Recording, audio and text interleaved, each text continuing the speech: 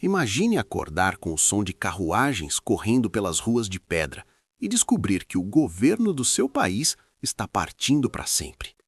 O cenário é Lisboa, novembro de 1807. No porto reina o caos. Navios superlotados deixam o cais ainda sob o manto da madrugada. Nobres, funcionários públicos e famílias da elite embarcam às pressas, carregando apenas o que conseguem levar em baús improvisados.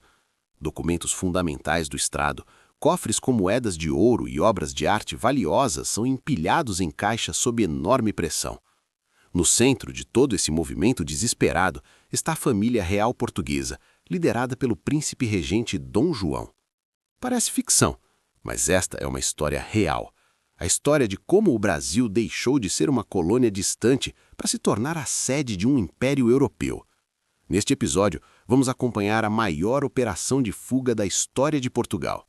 Naquele início do século XIX, a Europa estava mergulhada nas guerras provocadas pela expansão de Napoleão Bonaparte. O imperador francês havia derrotado diversos reinos e buscava impor seu domínio sobre todo o continente.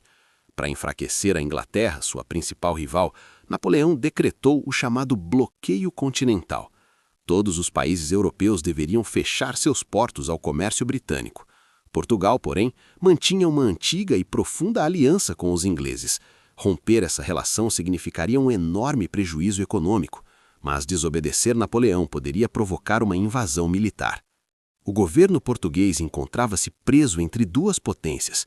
De um lado, a França napoleônica, com seus exércitos que pareciam invencíveis.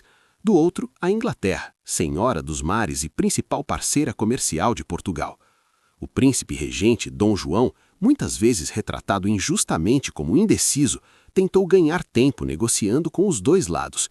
Mas em 27 de outubro de 1807, a situação chegou ao limite. França e Espanha assinaram em segredo o Tratado de Fontainebleau. O acordo previa a invasão e divisão do território português. Logo em seguida, tropas francesas, comandadas pelo general Junot, começaram a marchar em direção a Lisboa. O tempo havia acabado. Diante da ameaça iminente, a corte portuguesa tomou uma decisão extraordinária. Se não podiam defender o reino, levariam o próprio governo para longe da Europa. O príncipe regente Dom João decidiu transferir toda a corte para o Brasil. Navios foram preparados às pressas no porto de Lisboa. Documentos, tesouros, arquivos do Estado e objetos da família real foram embarcados. Ministros, soldados, criados e funcionários também foram convocados. No final de novembro de 1807, uma enorme frota deixou o porto de Lisboa. Ao todo eram mais de 20 embarcações, entre navios de guerra, navios mercantes e a escolta britânica. A família real e o alto escalão da corte viajavam nos 15 navios da Esquadra Real.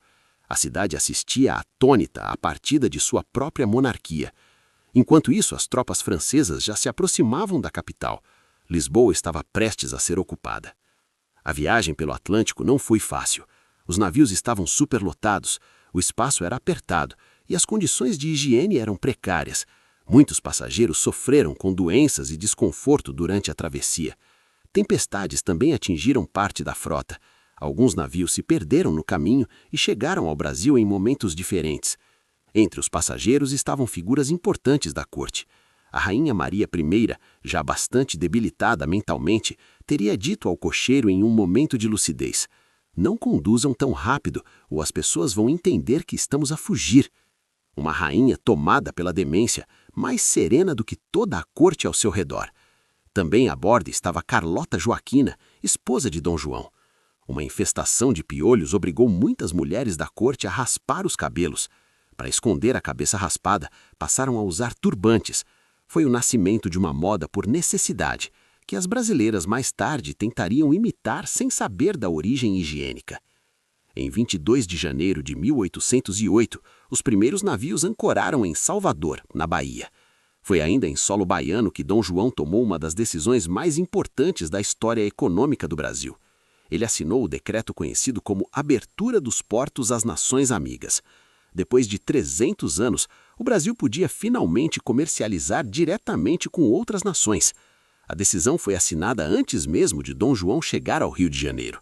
Em março, Finalmente, a corte desembarcou na cidade, que passaria a abrigar a sede de um império europeu. Era uma situação absolutamente inédita na história. Nos anos seguintes, o Brasil passaria por transformações profundas. Foram criadas instituições como o Banco do Brasil, a Imprensa Régia, o Jardim Botânico e a Biblioteca Real. Mais de 60 mil livros foram trazidos de Lisboa. Pela primeira vez, o Brasil começava a desenvolver estruturas completas de Estado. Em 1815, o Brasil foi elevado à categoria de Reino Unido a Portugal e Algarves. Não éramos mais uma colônia, éramos parte do trono. A fuga da corte portuguesa não foi apenas um episódio dramático. Ela marcou o início de uma nova etapa na história brasileira. Dom João permaneceria no Brasil por 13 anos, lançando as bases do país que conhecemos hoje. Mas o que aconteceu quando as pressões em Portugal o forçaram a retornar em 1821? Como seu filho, Dom Pedro, reagiu ao ver a elite portuguesa tentando rebaixar o Brasil novamente a status de colônia?